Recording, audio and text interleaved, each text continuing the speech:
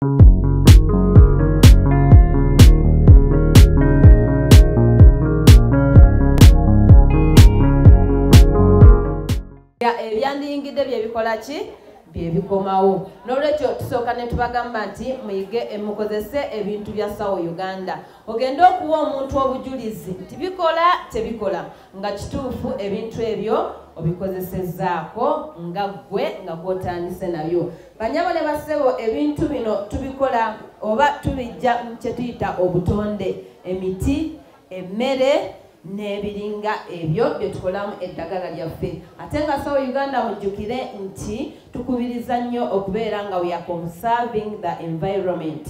Buli muntu nga ozze wano obutonde ogenda kifuula nga okikulembeza nga kyekyomuwendo omungi kubanga tujjamu kye tuyita herbs and spices. Eddagala lye mulaba wano olunaku olwaleero bino bye bimu ku bye tukolamu eddagala. Tulina mint, tulina strodola, tulina rosemary, stevia, tulina white medium, byonna biki gwe muddo gwaffe gwe tukolamu bino. Kati ntandike n'eddagala lyaffe lino banyabo ne bassebo. Sawo Uganda tukifreezinga nti lyonna ddagala. Mulimu bye tunywa nga rosemary soda. Banyabo ne bassebo newankubadde ng'obudde buli bwe buti naye ffe tugamba ku lw'obulamu obulungi oteekwa okunywa. Tulina rosemary soda wa bika bisatu. Ekika ekisooka tulinawo soda gwe tuyita Clear Plus gwe ndaba wano ku mmeeza olunaku olwaleero. Bino banyabo ne bassebo newankubadde nga tubikola mu kye tuyita eddagala. Bw'oyogera ku ddagala abantu abamu bagamba nti kati otuwa bikaawa. Jangu okyenywereko owulire nti ddala Sawo Uganda egattako omutindo newankubadde nga etaddemu kye tuyita white modia omulondo naye nga togenda kubeera nga oguwulira nga bw'ogugaaya. Zangayira omulondo tonsemberera kuba gwe gukuwoomera naye ate gumpunyira bubi. Naye ate we tugu processing nga ntugattako omutindo ne tuguteeka mu kasoda kano banyabo ne basobola osobola n'okunkuba akaama ng'owunya bulungi. Kitegeeza ki nti omulondo tuguteeka muno gulina ebintu ebyenjawulo bwe bikola. Kasoda kano tukayita ka Clear Plus. Abakalina mukawanike abantu balabe Clear Plus bwafaanana. Banyabo ne bassebo oyo gwe mulaba akakedde nga takatidde nti oba kabuguma oba kanyogoga bino byakanoonyaamu. Kambikubuulire newankubadde nga akanywa takubuulidde. Kasoda kano abaami basooka ne bakayaayaanira kituufu. Naye mukama waffe ntimugamba tukwegayiridde naffe abakyala tukola ki? Tukeetaaga. Abaami kasoda kano katuyamba nnyo okugogola emiswa. Omulondo kye gukola banyabo ne bassebo newankubadde nga abamu balowooza nti guzaamu maanyi ga kisajja. Amazima gali nti guyamba okuzaamu amaanyi, guyamba okubuildinga oba okuzimba omubiri. Kati omulondo kye gukola olw'ensonga nti gulina amaanyi gugenda mu bitundu ebyo byonna eby'ekisajja ne gubigogola bulungi. Kati omwami ali eyo bw'obanga obadde ng'omubiri gwo munafu naddala ebitundu eby'ekisajja nga mutuufu tebyogola bulungi ogenda okulaba omala okunywa akantu kano kakutambula bulungi okuva ku mutwe paka wansi. Okutambula kwako sigamba nti bitamiiza naye amaanyi agali mu ebyo bye tuteekamu kye kireetera ekyo n'obeera nga owulira kiriya nga kasoda kafeewe kali. Omuntu obeera nga toyina maanyi mulimu abantu abamu ng'akolako katono n'abeera nga nafiye agondagonda nywa soda Clear Plus agenda kutereeza bulungi. Atuyamba nnyo okubeera nga agoba n'ebiwuka mu mubiri kubanga omulondo ogwo gutira ddala ebiwuka mu mubiri. Kati ekisembayo kiri nti omulondo guno bw'ogunywa eri abakyala kubanga ojja mugamba nange omukyala nabeera nga nfuna maanyi ga kisajja. Nedda banyabo ne bassebo naye abakyala katuyamba nnyo okutereeza sisitimu yaffe eno reproductive system. Kati abakyala tubeera nnyo n'obuzibu bw'okusindasinda mu ndira mu nseke mulimu ebigaaniramu nga tugenze mu nsonga zaffe nga bw'omanyi abakyala tukozeseza family planning ne tutabangula naye bwe tukozesa kasoda kano obulumi n'ebicaafu byonna bikola ki? Olw'ensonga nti kagogola omusuwa abakyala nga bayonsa amabeere nga gaganye okujja gwe mutwalire maama ayonsa aka Clear Plus kano ojja kulaba ng'omwana akutira ddala nga takaaba. Kaba ka 12 omukyala n'omusajja okeetaaga abasomesa muwe Clear Plus abantu baffe bakanyweko bakawulire genda okuva wano kagogola obwongo bw'obanga obadde sumagira ng'owulira tokyabitegeera bulungi n'empewo ekuyiseemu nywa ka Clear Plus ojja kuwulira nga omubiri gwonna gutadde bulungi. Nkamaliriza banyabo ne basebo kamuwa akaagala wuyo akasabye mugende emabega abantu mbawe ka Clear Plus omwami owulire nga kakutambula bulungi musuwa bw'obanga olina omukyala ngamba gwe omufumbo ate n'atali mufumbo naawe kakolera weeteeketeeke bulungi gulayo nga bibiri akamu okanywe ku ssaawa zino akalala oddeyo mu biseera ebyokulya ekyeggulaawo oba ogenda kwebaka mu butuufu osooka otuuleko awo ng'olaba ku TV osoma ku mawulire kanagenda okugwamu okugenda mu kisenge nga omukyala atuwa obujulizi enkeera ka Clear Plus kakoze bulungi. Abami abakulu mbagala nnyo kubanga mukantuma mukansaba mu butuufu amaanyi gaffe mu butuufu gagenda ne gagenderera myaka n'okudda waggulu naye ka Clear Plus keeko akaleeta ensonga. Tweyongeddeyo banyabo ne basebo products eziddako ze zino. Tulina soda omulala sawo Rosemary Power 7 afaanana bw'ati. Sawo Power 7 mmwe banyina musujja ogw'olutentezi omusujja ogutawona tuteekamu ekirungo kyaffe tuteekamu ekirungo kyaffe ekigaji bajaji ebintu ebyo biyamba nnyo ku musujja ogw'olutentezi oguwona waguwadde eddagala ne gugaana ekifuba ekirumira munda kati kyekino obulumi bwonna bw'owulira munda kanyweko bambi okawulire nako ogenda kuva wano ng'omusujja ogwo gwewaza nagwo nga gugendedde ddala. Energy drink tweyongeddeyo kati ebyo mbadde mbagamba byakunywa banyabo ne basebo bandeetedde ne sawo energy drink kano kasiringi 1000 kano omugaso gwako kayamba nnyo okubeera nga kazaamu amaanyi nga erinnya bw'oliwulira katuyamba nnyo okwongeramu omusaayi mu mubiri. Ekirala katuyamba nnyo mu baana abato kafulumya ebiwuka. Ekirala katuyamba nnyo omuntu nga okufuluma kizibu. Banyabo ne basebo bw'obeera nga teweeyabya bulungi kugenda mu manju ng'omuntu yenna bwe yandibadde ali kitegeeza oba oli mulwadde ddala. Kati omuntu yenna ng'oyagala weeyabye bulungi tekiriimu sitaani n'obwogendayo emirundi 3 yenna kasita oba toyitawo buyisi ogenda kubeera nga emmere emenyekamenyeka bulungi mubiri ey'omugaso ekole then n'embi efulume. Abantu abamu mulina ulcers olubuto nga lukola ki ng'olyako katono olubuto ne lujjula gas oyo yenna asinda ekizibu ekyo kwata sawo energy drink agenda kutereereza ddala bulungi. Ekyo kimaliriza bulungi ku soda waffe.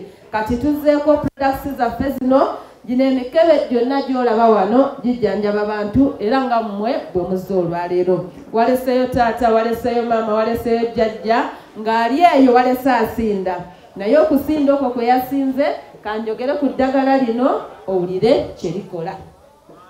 Banyabo ne basebo omukebe guno gwensoose okukwata baguyita Rosemary V2.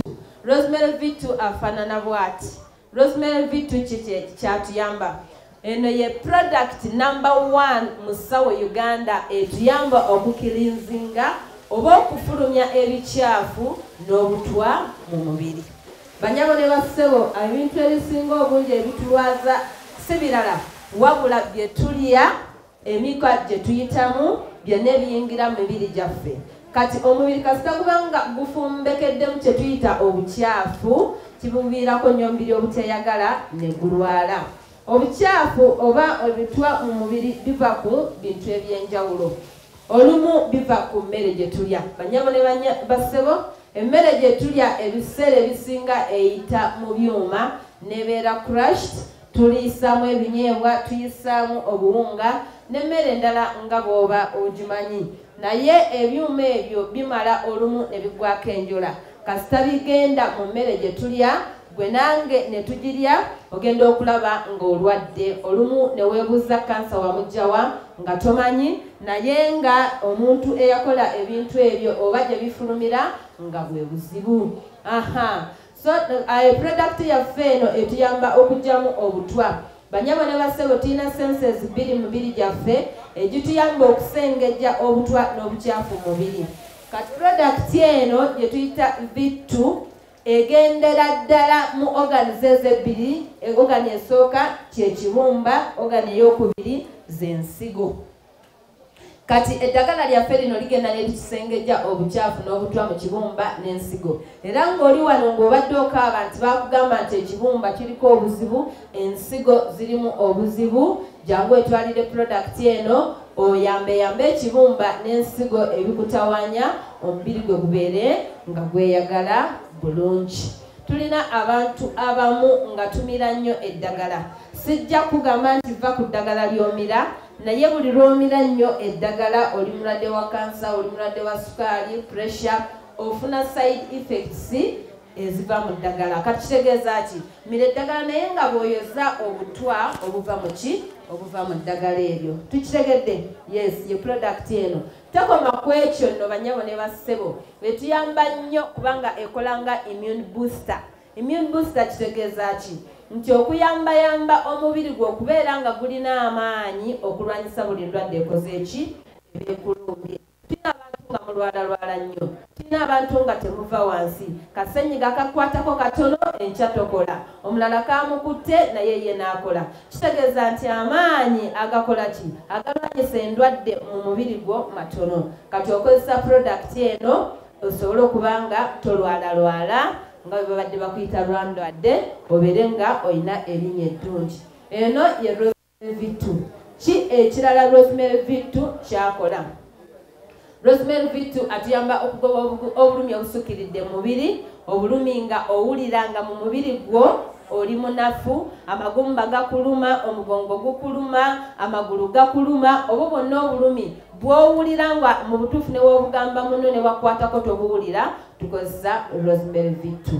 Ekirala atuyambako ku ulcers ez'ekika kyonna, naye nga tukola combination ku ebyo byonna bye mbagambye.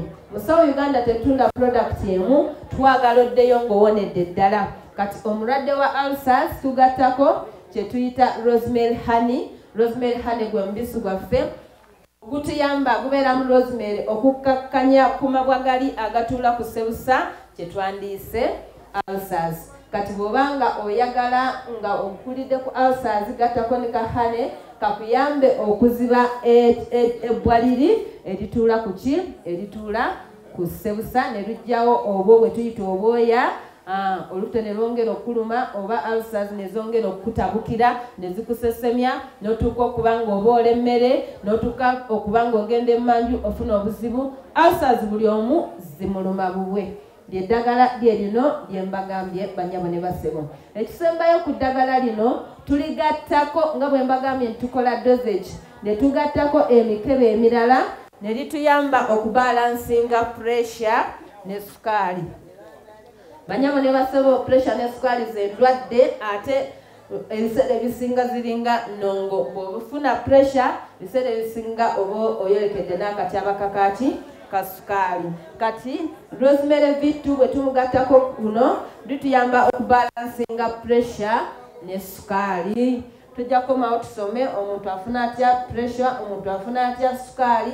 Nesooka weeyambise eddagala lyaffe otereere nga pressure ebadde waggulu nga enomalizinga nedda weeyina okubeera, n'eya wansi n'eyambuka nebanga erina weeyina okubeera n'obalansinga bulungi nnyo. Eddagala lyaffe lino. Kati ono gwe mbagambye nga combination bamuyita Rosemary Pure Organic. Rosemary Pure Organic afaanana bw'ati. Ono kino kya mutwalo gumu banyabo ne basebo, temulimu katono.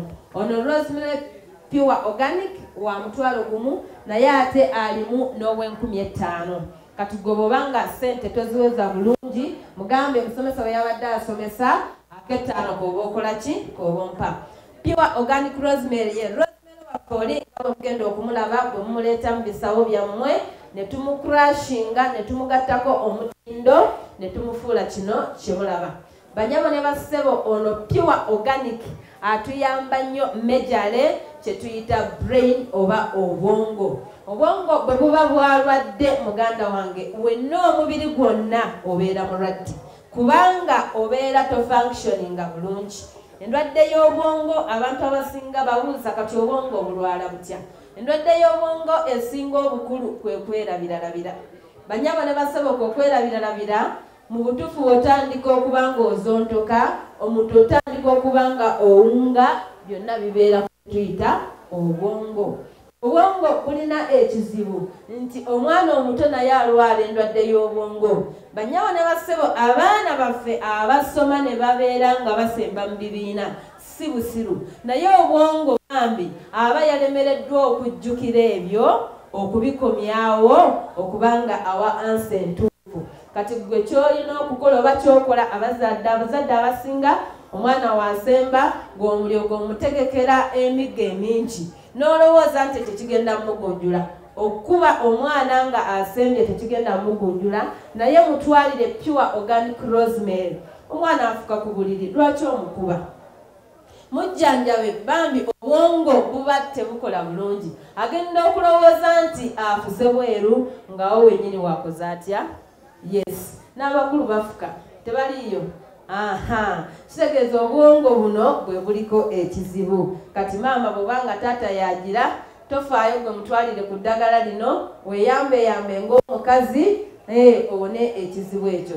Tumuyita pure organic rosemary. Pure organic rosemary kikyatuyamba? Atuyamba nnyo ku respiratory problems, endwadde ez'okussa ez'amawuggwe. Kati obudde nga buno ng'olina asima tossa bulungi, ozibikira endwadde zo zonna, obwongo kamunguluze oba guyita kantoolooze, ng'owulira olutwetoto lwonna olukulumaaluma, tukozesa rosemary pure organic. Ekirala kyatuyamba nti brain boosting, kitegeeza kuwagala bwongo. Bw'okyesangako nti brain boosting ki? Kuwagala bwongo. Aroma si ndwadde, naye tugamba nti omuntu bw'akozesa rosemary asikirizibwa okunywa caayi, kubanga eddagala lyaffe lino lyonna tuliteeka ku mazzi nga gookya.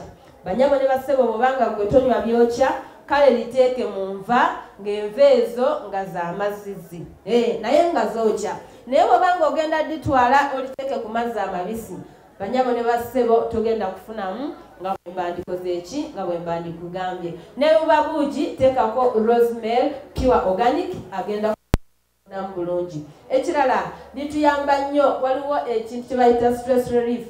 Banyabo ne basebo stress byebirowoozo ebisukkiridde. Kati oyinza okuŋŋamba nze nina stress zange, ettaka balibba, banka emmanja, school fees, abaana be banatandika okusoma nga batugudde tugenda kola tutya? Ebirowoozo ebingi banyabo ne basebo bitta. Naye rosemary akola atya? Omuntu buli lwalowooza ennyo agaana okwebaka, bwe tutandikira okwebaka yaba asisimuse. Naye eddagala lino lituyambako nti ofuna ku bwongo, ku tulo n'owummulako. Ogenda okuzuukuka ng'ekibadde ekinene nga kikoze eki? Nga kikkakkanye. Tuyina bamaama abakulu bajjajja nga bo tebeebaka. Endwadde y'obuteebaka mbi nnyo, kubanga ekiva mu buteebaka ogenda okuzuukuka ng'amaaso gonna gakumyuse, omutwe gukuluma, body weakness nga wenna owulira omubiri gwonna mukyamu. Ogenda otandika okukola emirimu gyonna nga gitabukatabuka kubanga oli mugonvu nnyo. Twala rosemary pure organic, agenda kukola ekyo kyenkugambye. Tuyina Sawa BBD doctor. Sawa BBD doctor afaanana bw'ati. Rosemary pure organic wa mutwalo gumu n'akatono ka 15. Muwanike abantu obawe rosemary pure organic baze wano ng'obwongo bagala kuwagala bwongo. Ndwadde y'okusumagira waliwo abantu abamu nga gwe ne ku mmere osumagirirako, kati ate bw'ogenda otuuka okwebaka ate otulo ne tubula. Alina akasumagizi oyo bakuwe rosemary pure organic okusomesaako omwetwalire. Tuyina Sawa BBD doctor. Wano wandibadde ng'omuntu yenna amwetaaga era amutwale, kubanga ly'eddagala lyaffe covid akyaliyo banyabo ne basebo. Ffe abasawo Uganda Katonda atusaasire tetufudde covid, kubanga obutonde tubukozesezza ne tugattako omutindo ne tukola eddagala lyaffe lye litubeezezzaawo. BBD doctor kikyatuyamba? Atuyamba ku ndwadde lungs and throat. Kati nga gwe oli eyo emimiro gizibikira, olina ekifuba, waliwo amwa akolola yenna n'awulira ng'ate muli munda awuliramu obukaabakaaba, tulina bataata abakaddiye emyaka n'okugenda waggulu ssenyiga n'ekifuba bwe byegatta babiyita lubyamira nga tava wansi nga yaganula n'ekifuba ekyo eky'amaanyi tumuwa BBD dokita afaanana bwati bannyabo ne basebo abasawo mugende muwe abantu eddagala lino baleseyo abalwadde baleseyo bakolola ne baba mwana muto mutwalire BBD dokita oyo mubuuza agenda kulagirira nti omuwa kyenkana ki otwale waka ekyo ekifuba ekikuluddeko omuntu abeere nga awulira bulungi. Tweyongeddeyo banyawo ne basebo tuyina kyetuyita rosemary tea mix. Rosemary tea mix amajaani gaffe gegano gemulaba olwaleero mugayayanira nnyo omuntu wa Sawo Uganda toddamu kukozesa majaani malala ng'oyingidde mu ssawo kitegeeza ati kozesa rosemary tea mix amajaani agalimu eddagala agagenda okuwa amaanyi mu mubiri agagenda okugogola emisuwa agagenda okuyamba gakuwagale obwongo obeere nga owulira bulungi. Tunywa chai fenna kye tusooka okukola ku makya kuzuukuka ne tunywa ku chai naye chai gw'onywedde omutaddeko ki ekigenda okugasa kati ffe we twakitegeera ne tuyamba bannayuganda ne tuleeta rosemary ono ne tumugatta mu majaani gaffe n'ebirungo ebirala ab'omanyi okusoma ogenda kubitegeera kati amajaani gano bw'oganywa mulimu abantu bano abakaaba bino nga ggwe ogamba nti amagumba gakuluma. Tuyina abantu abatuwa obujulizi abafunye za accidenti nga mu butuufu amagumba gaganye okugatta n'okuyunga twala amajaani gaffe gano gagenda kukugumya amagumba. Ate ekirala omuntu ng'olina ekifu ku maaso walwala pressure otokyalaba byoba olengera ewala olaba ate bw'obeera okumpi tolaba twala amajaani gaffe gano nga tonateekako gaalubindi ekifu kibe nga kivaawo obeere ng'olaba bulungi osobole okusoma bayibuli n'ebiwandiiko ebirala baleme kuvuunulira buvuunulizi so nga ate wali omanyi okusoma. Ge majaani gaffe gano rosemary tea mix ga mutwalo gumu tuyinawo ne sayizi entono ey'F5000 banyabo ne basaba efaanana bweti twalako ku majaani gano gakolere bulungi. Abakadde bajja wano n'ekikebe ekiweddemu nina abakadde abajja wano bagamba musawo njagala kino ekikebe n'omugamba kiruwa n'akijjamu nga gaggwamu n'agamba bweganywako nze lwenfuna amaanyi mu butuufu nga yagajjamu ki yagajjamu omuganyulo naye gatwaleko oganyweko obeere nga owulira bulungi. Tweyongeddeyo banyabo ne basebo kano kawunga ka Sawo Uganda abasinga obungi mwe bali kulya kawunga mu butuufu ke kawunga akawukanako ku buwunga obwa bulijjo tukafumba nfumba yemu naye Sawo Uganda yakateekamu eddagala lye tuyita chamomile yensonga lwaki obadde olumwa pressure omanya obadde olumwa ulcers bw'onootwala akawunga kano ku mulwadde wa ulcers ogenda kubanga ulcers tezikyakusumbuwa kubanga mulimu benefits of chamomile gendo zisearching ku Google otegeere ekyo kikyenkugamba kaleeta appetite kazimba nnyo ate kawooma nnyo gwe katwale ne bw'onookatwala n'okateeka mu tesimu nnyo omwana ajja kulya akawunga awomberwe ate nga yejjanjaba. Akawunga kaffe ke kano abaana abali eyo muwe abaana akawunga bagende bawone ulcers ezo ezibamazeeko emirembe. Nga tukyeyongerayo banyabo ne basebo tugenda ku ddagala lyaffe tulina rosemary 24/7 clear. Banyabo ne basebo guno tetukunywa nga bw'onooba ogulabye nti gulabika bulungi naye guno gugenda eri abo abalwadde endwadde z'obukaba okwetakulatapula nga wenna bw'obanga oli mukyala nga wenna emirembe gikuggwako olwadde kandida n'ebiringa ebirala ovaamu ekisu ekibi ovaamu bad discharges tukozesa rosemary 24/7 clear.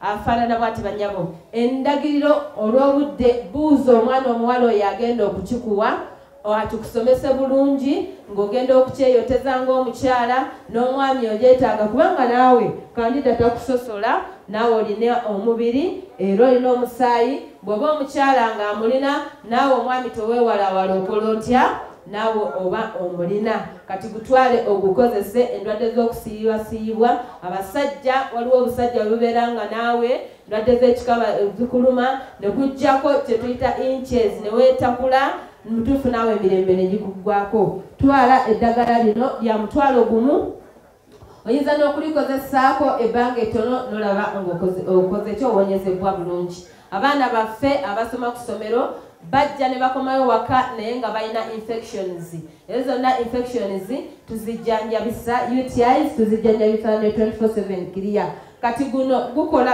kungulu naye ate munda kubanga waliwo fang infections tuteekayo cypress nakyo ti cypress nakyo ti bw'omugatta ku 24/7 kiriya buli kyonna ekibadde kiri munda kigenda kufuluma nga ne kungulu gwe wejjanjaba n'eddagala lyaffe eryo cypress nakyo ti abawambeka abawa 15 avaana bwati banyabo ne basebo kano ka cypress nakatuyamba nnyo nga kadoze ka ulcers nga zakakutandika katwale kayamba nnyo ku infections katuyamba nnyo n'ekirala immune boosting bw'obanga okasomyeko ng'omanyi okusoma kagenda kuba kakolera omulwadde ulcers kaguleeko katuyamba nnyo ku mabwa ag'okungulu outside wounds weetemye weesaza omusaayi guze longoosa ekiwundo otekewo cypress ekiwundo tekigenda kuddamu kuleeta masira yadde okusajjuka kigenda kukala awo owone ddala bulungi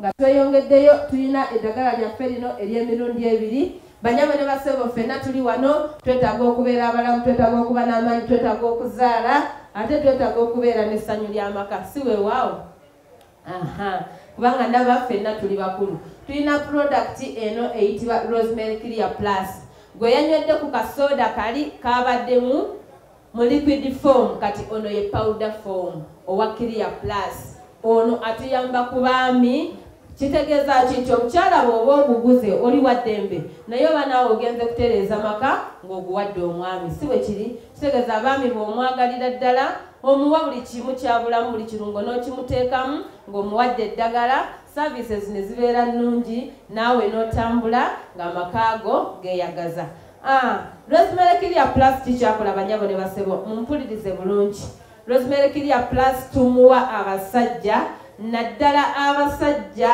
nga mu butuufu tukuzeemu ku myaka na okudda waggulu olaba nga ebintu tebikyatambula bulungi olaba nga mu butuufu bwe wali ng'osamba akapiira wasambanga n'oteeba goolo naye kati ne boogezaako ebintu bigaana kitegeeza ki ti emisuwa gyaffe giri gyafuna obuzibu kye tuyita prostate enlargement emisuwa egyo kasita gikosebwa ne gigaziwa tufuna obutuviiramu okuzibikira kw'abaami kye tuyita prostate cancer mubalabyeko abaami abalwadde ekirwadde ekyo ne bawunzika nga bafulumira mu kapiira butasite otuvuka ku mbeera ey'okufulumira mu kapiira biba bizibu nnyo okubeera ng'otaasa otaasa obulamu kati lino lyeddagala lyaffe banyabo ne basebo erituyambako ku prostate cancer okuzibikira kw'abaami abaami nga tunaba kutuuka ku ddala eryo ery'okuzibikira waliwo signs and symptoms ezikulaga nti oyolekedde ebiseera ebisinga oyinza okuba nga bw'ofulumya susu akubalagala bitandika mpolampola nga ogenyo emmanju so olina sukaali era nti oli nomo naye ogenda okulaba ekiro kyonna weetaza ogenda emmanju n'otulo ne tukola ki kubula okufukafuka okwo okuyitiridde kibi banyabo ne basebo lino eddagala ligenda kuyambako okuriducinga okugenda emmanju emirundi egiyitiridde ng'okolayo ki okolayo susu emisuwa egyo bwe gizibikira abaami kitegeeza nti emirimu gy'omukisenge gigenda kuba tegitambula bulungi kubanga gikosebwa banyabo ne basebo ekireeta ekirala okuzibikira kw'emisuwa endwadde zino ezituyitamu ng'abaami tukkirize tuliwo ebituyitamu endwadde z'abazira tuyitamu kabootongo ebiringa ebyo ate abaami tuli banafu nnyo mu kukola ki mu kwejjanjabya tugenda okugamba baffe ng'ebintu byayonoonekedde ddala kati ekituyambako ekyo abaami tukozesa ddagala lyaffe owulira oli munafu nnyo owulira nga mu kisaawe nga toyimirira bulungi tukozesa ki tukozesa kino mulimu abalala nga tulina ekizibu kye tuyita masturbation oba okwematiza ne baana baffe abalenzi bakikola nnyo olw'ensonga ennaku zino abamu tetutegeeza abaana bagenda ku mikutu egy'enjawulo media pornography ebyo byonna ne bireetera abaana baffe okwaka ngira ne batandika obuze buno buli lw'okitandika oba otulugunya obusuwa buno nga tebulina mwagalwa mu kiseera ekituufu kati ekiviirako omwana bw'agenda okukula ng'akugamba ne maama si functioninga bulungi oba simalaako mu bakulu tukiyita premature ejaculation genda okulaba akagoba nga kaweddemu nga tonnasamba nogamba obanze nabaaki mujje mukwate eddagala lyaffe lino ojja kuwangala mu kisaawe obulamu bukunyumire tukuyita tyo omukebe Rosemary Clear Plus bw'obadde nga mutuufu amaanyi tolina bulungi omwami jangu ono n'omukebe guno weddaabirize bulungi otambulire bulamu obweyagaza nga Sawo Uganda engombo yaffe bweri omukebe guno guba gwa mutwalo gumu gwokka ogwa Uganda omwami ebyo byonna kasita bikuluma ogenda okulira nga omugongo gukuluma amagulu gakuluma jangu ono ne kadoozi bagenda kakolaki kakuwa bulungi oddeyo waka okole emirimu emirungi banyabo ne basebo ogwo gutumala oguwa abaami n'abakyala naffe tuba n'ebizibu ebyabakyala ebyaffe tetubyogera olw'ensonga tufaayo nnyo ku mibiri gyaffe tetukoma kwerabirira kungulu naye ate ne munda twerabirira twerabirira bulungi kati ogw'abakyala baguyita mega 7 abakyala bwe guno omukebe gwaffe ekigwawula ti kuliko omusajja ate kuno kuliko omukazi kati ebizibu byonna ebikwatagana ku reproductive system y'abakyala abakazi tukozesa mega 7 abakyala tulumizibwa nnyo mu ndira tulumizibwa nnyo mu nseke abakyala waliwo tukozesa tetuyita kizaalagumba family planning nga tonnagenda kubanga bakubagamu ebizimba babisuule wali nkekereza sente zo soko jo ogule eddagala lyaffe bagenda olitwale olinayo oyo gwe bakugambye nti ebizimba byamera ne bibanga ebiswa mu lubuto soko omutwalire guno omukebe maama oyo nga tebannamusaako kyambe abeere ng'ebizimba ebyo abifuluma yekka na yekka abeere ng'atereera tuguyita Rosemary Mega 7 bamaama nga tukozeseza family planning zituleetera ebizibu ebyenjawulo family planning ekirungi kyenyimanyiko kiri ekyo kuspacinga abaana naye ebisigadde byonna bibi byereere bakyala omukebe guno gutuyamba mu ngeri zino gutuyamba okubalansinga hormones bwe tukozesa family planning zikyusa emibiri gyaffe ng'abakyala genda okulaba omukyala eyali namazzi kati afuuse nabukalu genda okukyala omukyala eyalina feeling takyalina mukambwe muzibu genda okulaba omukyala eyali agenda bulungi mu nsonga z'ekikyala kati abeera mu ntobazi kwegamba ne bitusobera ne bitutabukako wali ozzaako bulungi abaana kati omala emyaka 5-6 kubanga hormones zaagana okukolaki okubalansinga kati twala eddagala lyaffe balita Rosemary Mega 7 omukebe gufaana bwe guti banyabo ne basebo abawala mutuyambe abantu baagala eddagala guba gwa mutwalo gumu tetulinaamu ka size katono nga gino wedda bwengi bagamba lwaki kubanga tuteekamu content owonere eddala bulungi kati bye tuteekamu bizito eddagala lyaffe liba ly'amaanyi litwale oyambe ku mukyalo oyo gw'olowooza nti akutabukidde omujjanjabe amaka gabe nga geeyagala bulungi tulina abaana baffe abato myaka 16, 17, 15 bagenda mu nsonga z'ekikyala ne balumizibwa nnyo kati gwe wasinda n'omugamba mwana wange weebikke okwebikka tekugenda kujjawo buzibu na bulumi mutwalire eddagala lino ogoba obulumi obungi omwana oyo bwawulira oluusi n'alemala n'okugenda ku ssomero kubanga alumwa omwana oyo mutwalire eddagala lino ligenda kumukendeeza ku kye tuyita obulumi abeere nga awulira bulungi ng'agenze mu nsonga ze zaaki ez'ekikyala omukebe gwaffe guno tuguwa ne bamaama abali mu menopause kitegeeza ki emyaka bamaama nga tetukyagenda mu nsonga zaaki ekyo si kibi naye eba nteekateeka yaani ya Katonda kati ekyo bwe kitutuukako bamaama tulina obuzibu obuva mu ekyo kasita tuyingira emyaka egyo myaka 5 okudda waggulu ogenda okulaba nga maama olw'okuba takyafulumya bukyafu ng'alina endwadde zaalwala kitya waliwo akubanga atuuka n'azimba olubuto mwali mubalabyeko yakoma dde okuzaala naye ngolooza mulimu abaana 3 mu lubuto naye nga temuli yadde ki yadde n'omu. Waliwo ebbugumu eribayiikira ekibugumu ekyo ekibi n'awulira nga yenna assa tassa talina pressure talina sukaali naye nga yenna ekibugumu ekyo kimuyiikira asobola okugwirwa okubanga mu kiseera ekyo kitono amaanyi ne gamugwamu omulundi gumu ng'atudde awo n'olaba nga yenna yongobedde. Bamaama abalina ebizibu ebyo twala eddagala lyaffe lino olikozese ogenda kubanga owulira bulungi. Mugongo gukuluma magulu ebizibu ebyo nebiva ku family planning twala eddagala lyaffe ogenda kubanga likuyamba bulungi. Kati eddagala eryo bw'obanga oligasseeko na lino nga ekizibu kyo kya UTIs ne STDs ebituula muno mu nseke mu ndira. Omwana mugambe nti naye ate ekirwadde ekyange musomesa akyogeddeko naye ate nze kindi bubi nnyo. Bw'aba akuwadde Rosemary 24/7 clear mugamba akuteereko mega 7 oddeyo ng'osaza kimu ogenda kuba owulira bulungi. Hormones zigenda balansinga.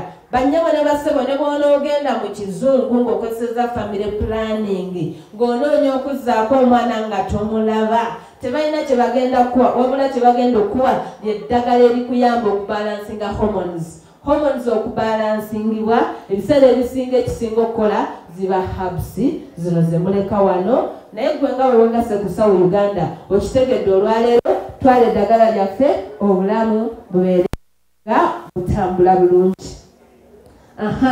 Mukama wange yangambye ka oiro yangambye leero yagenda okesomeseza ka oiro kaffe ke kano kankayisewo buyisi naye agambye olwaleero yajja wano okukola ki okukasomesa naye gwe katunuleko obutunuzi bwe baba bakaleese nga tannakatandika gwe katumye kubanga ka oiro kano ke katuyambye okubeera nga tulabika bulungi abasawo Uganda.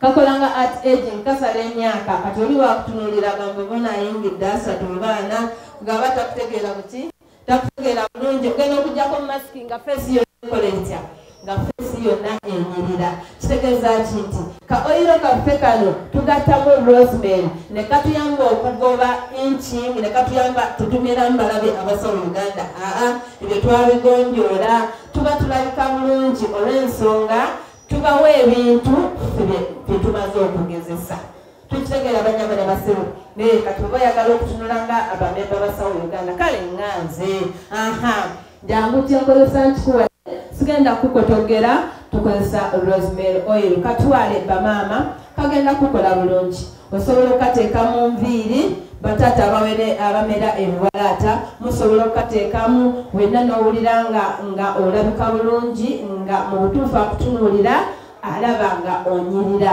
kagoba enkyakya bantu abasinga obungi mulina enkyakya nga mutuufu naawe ezaakutabukira tolina ddagala kigere kikuute bulungi oteekemu oyiro waffe ono omwesiige bulungi kati ate oyiro bw'abanga mwana mugatako kyetuyita sabuni waffe ono combination ogenda kubanga olususu olujjayo bulungi simanyi tutuusa ku mizinda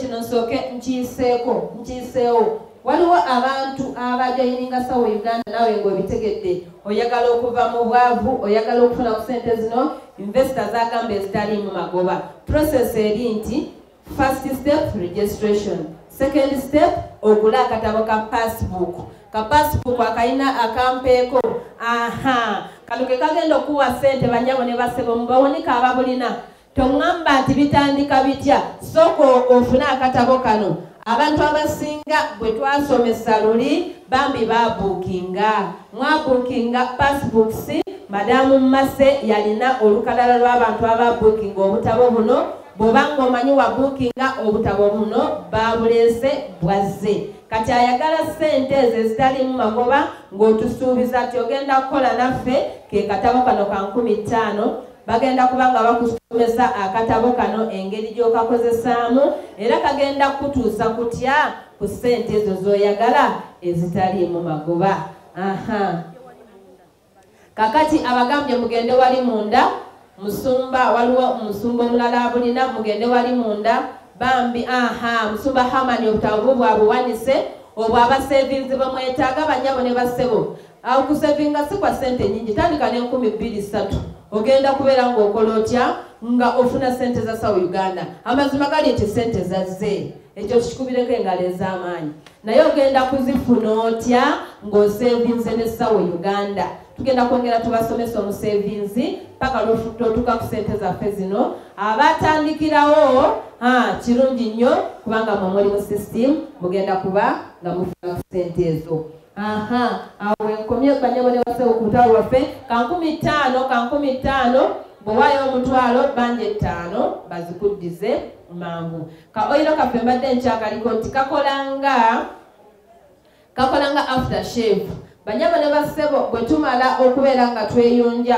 bulungi oba nga tumaze okweddaabiriza tukozesa ka oyiro kano okujjawo okusiibwa okujjawo okubutukatuka banyabo ne basaba abalina saloons mugenda ne babaseera olinga akusedde olwokuba akubyemu akawoowo akalungi naye akawoowo ako akakuseeza nga tomanyi kikirimu rosemary tumugattamu muno ka oyiro kano bw'okeesiiga ne bw'oba osaze omwana enviiri tasobola kumera bisuko ndowooza abakulu mukimanyi bulungi kyembaagaliza ka oyiro kano ng'okaguze kagenda kukolako bulungi abaagala ka oyiro bagenda kuleeta oyiro omulala gyali muzeeyi mukama wange bakuba nentumikiriza naye badde agambye yagenda okukasomesa naye nkugambye omwana bw'aba ayitawo mugamba akakuwe bagenda okukasomesa nga kyayogedde kyokola ki kyolaba bebaga nti kanyiririzaawo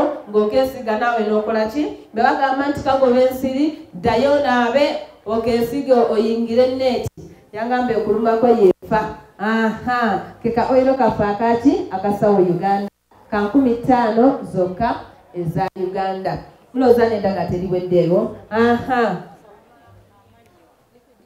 anji eddagala ly'amannyo banyabo ne basebo baliyita mouthwash amannyo ago nga tokyalya binyogoga tokyalya byokya ganyenyeera ganyeenya gakuluma obulira nga bonna gasanyalala bamuyita mouthwash mu dduuka lyaffe eddagala gye liri bw'oba g'oyagala ly'amannyo litumye bagenda kulikuleetera balikuwe owone agamannyo agakusumbuwa agalimu kaboole wangi eddagala ly'amannyo lya 15 katwale bagenda kulagirira bakakozesa batya tulowooza nti bw'ova eno okateeka kasenya n'osenya nedda byanjawulo tugenda kubanga tukusomesa engeri gy'olikozesaamu badde okutte ku kijanjaalo yellow beans banyabo ne basebo abamu mulowooza sizoni yaweddewo naye ebya South Uganda gweddayo osimbe kubanga olwaleero kino kyekijanjaalo kye tuyita yellow beans ekyakutta kati investor waffe bwe yategedde nti abantu byabawoomedde biriko ssente n'agamba nti abantu ba South Uganda mubawe ebijanjaalo banyabo ne basebo kino kyekijanjaalo kye tubadde tunoonya nga tekirabika ekijanjaalo kyasooka kubanga empeke 2 za 15 ate nga mukigula bwe kyamala ne kibula naye ekijanjaalo totubuuza nti tukijjawa mukama waffe kyakola kwe kunoonyereza okuyamba abantu kitunuulire ne wonogenda ku kyalo kyammwe tewali dduka wogenda kisanga okujjako wano ku South Uganda kyekijanjaalo kyosimba ng'ebirala naye ekikyawula nti tusimba eki mu kinnya lwaki tukiwa amabanga ng'agakasooli lwaki kubanga kibala nnyo abaali bakisimbyeko mujja kuba nga munjulira kyekijanjaalo ekibala n'osimba ekijanjaalo kimu n'ojjako akataasa k'ebijanjaalo bw'oba okiriddeko nga kibisi kiwooma nnyo